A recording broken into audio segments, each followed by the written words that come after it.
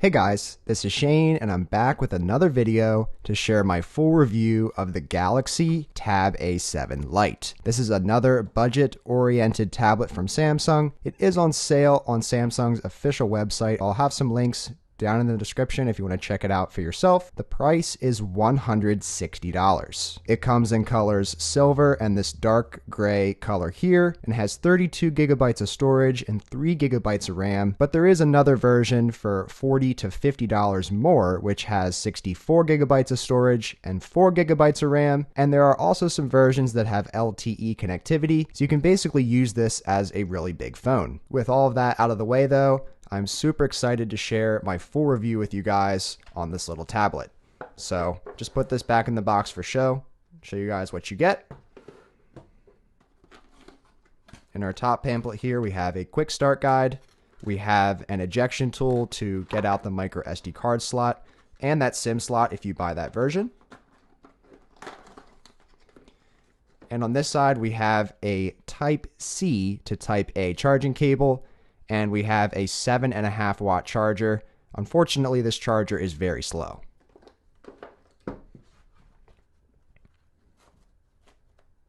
And inside of here, we are greeted to the Tab A7 Lite. Starting off right away with the form factor and build quality, just because this is a cheaper tablet does not mean that Samsung skimped out on the build materials. We have a really nice aluminum frame here, aluminum backing here. We do have some plastic on the top and bottom. I guess that's for some of the connectivity things, but it does kind of make for a nice two-tone finish here, just a slightly darker gray to my eye on those ends than on the backing. On the back, we also have the single camera. We'll take a look at that later in the video. On the right side, we have our power button, our volume rockers, and a mic. On the left side here, we have a little tray which you're going to be able to put your micro SD card into, up to 1 terabyte of additional storage. And on the bottom, we have a headphone jack, a Type-C port, a mic, and a speaker, which also, by the way, there's another speaker on the top. We have a dual speaker setup on this tablet. And then pair with that really nice hardware, we also have an 8.7-inch display. This is a 1340 by 800 resolution display. There are a couple of ways to get into this tablet. One is the facial recognition,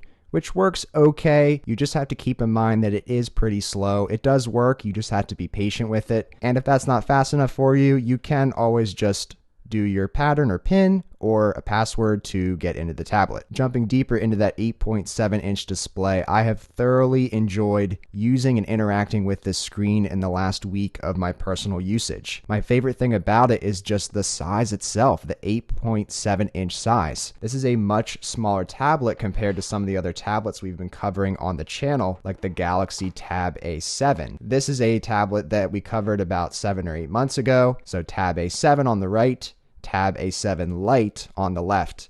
You can see a very large size difference. There's also a pretty good difference in size in terms of those bezels there. So there's less bezel action going on here, a little bit here with the Tab A7 Lite, but this size difference, having this smaller size, it actually allows you to use this in a one-handed format. So I'm able to grab this with one hand.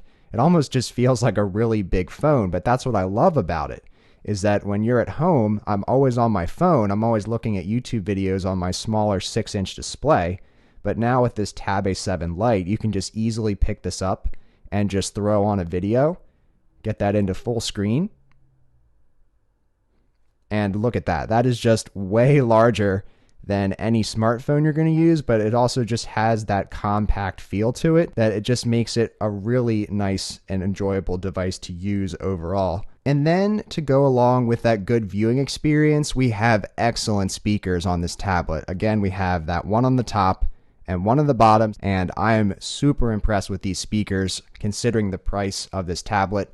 It's not quite the quad speaker setup that we have on the bigger brother Tab A7, but just being so accustomed to a lot of smartphones these days having just the single bottom firing speaker, having that dual speaker setup, again, just makes it so enjoyable to use on a daily basis. Now, in terms of the performance of this tablet, you can probably expect that it's not going to be one of Samsung's faster devices. It's definitely a bit on the slower side of things. That doesn't mean it's a bad experience though. Scrolling through YouTube, for example, isn't really all that bad. You can see there is just a little bit of stuttering here. Of course, pop-ups, that'll happen on any device. But you can see here that really scrolling through it isn't really that bad at all. I know it's YouTube, that probably isn't as intensive as some other tasks. Let's jump over to the internet browser. Let's go to Samsung.com.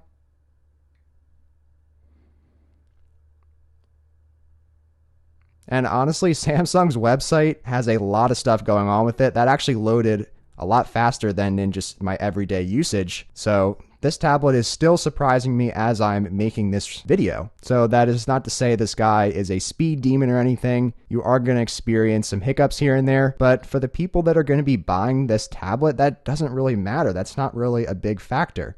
But you can see here that just quickly switching through tabs and doing different scrolling and stuff, it's really a fine experience. If you're looking on the gaming side of things, if you're looking to play like Call of Duty Mobile or Asphalt 9, it might be a little more difficult to play those types of games. But some more lighter games and maybe more relaxing games like old school RuneScape or one of my personal favorites, Stardew Valley, these games actually run pretty well on this tablet. So this game can be kind of hit or miss depending on if I'm using an iPad or a Samsung tablet. But this has honestly been a fine experience for me. You can see that when you're walking, sometimes there's just a little bit of a jitter and a little bit of lag zooming in and out like this. You can see here that just going around the map, doing just general tasks and activities, it actually works quite well.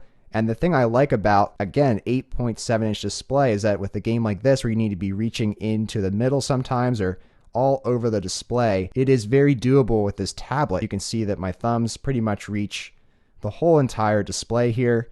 So even though this is a smaller tablet, there is definitely a use case for this that I just never even realized before getting my hands on this Tab A7 Lite. But again, for just doing some light gaming or just doing some light things around the house with this tablet, this is just a great option in my opinion. Taking a look now at the battery life of this Tab A7 Lite, took a closer look at my battery consumption for the last almost 2 entire days. So 2 full days of not charging it at all and having 6.5 hours of screen time. We're left with about 9% battery. So granted, half of that usage was watching YouTube, almost exactly 50% here after watching 3.5 hours of YouTube. Playing nearly an hour and a half of that Stardew Valley game took about 18%. Shopping on Amazon for Amazon Prime Day for close to an hour took about 9%. And if you're going to be using the camera, that can take a lot of battery. It really depends what you're going to be doing with this tablet. But I would realistically expect anywhere from 5 to 7 hours of battery life, depending on what tasks you're doing. Taking a look at the charging speeds of this guy, it does have 15-watt charging. I was able to fully charge this guy in about 2 hours time, but it is worth keeping in mind that the charger that comes with this tablet is not that fast charger. This is a 7.5 watt charger, so it's going to take twice the time. You're going to need to get a charger that says adaptive fast charger on the front of it. So I'll leave some links down in the description if you want to pick one of those up. We do have one camera on the back here. It is a 8 megapixel camera, which does have autofocus, but you can do some different zoom options with it, which I was surprised. It has a little more functionality than I thought it would have. But if you're going to be zooming in, it looks absolutely horrendous. You can also film up to 1080p 30 with this guy. It is quite shaky, but hey, it's there. And this is going to be your front-facing camera for video side of things on the Tab A7 Lite.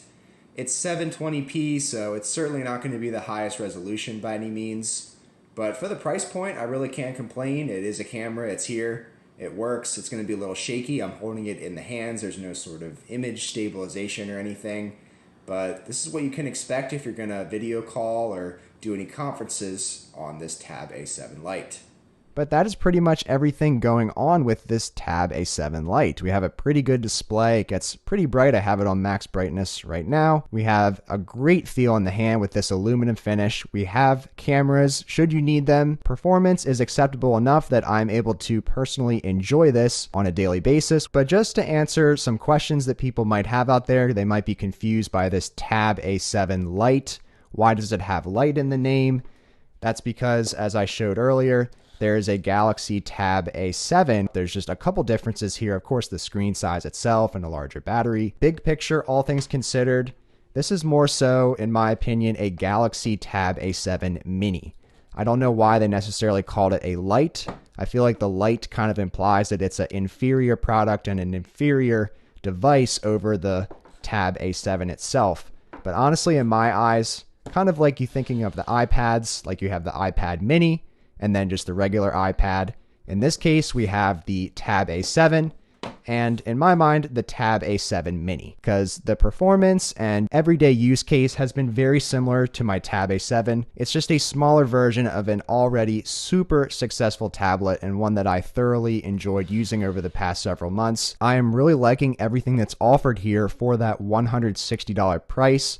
I feel like you definitely will not regret a purchase like this. Just having this smaller tablet with you, it's just so easy to pick up. It's so easy to jump into. So once again, I think Samsung has done a great job here. They have released yet again another new affordable tablet that I think a lot of people are going to get their hands on and they're going to enjoy. And if you do end up purchasing one of these tablets, I hope you enjoy it as much as I have. What are your thoughts though on the Galaxy Tab A7 Lite?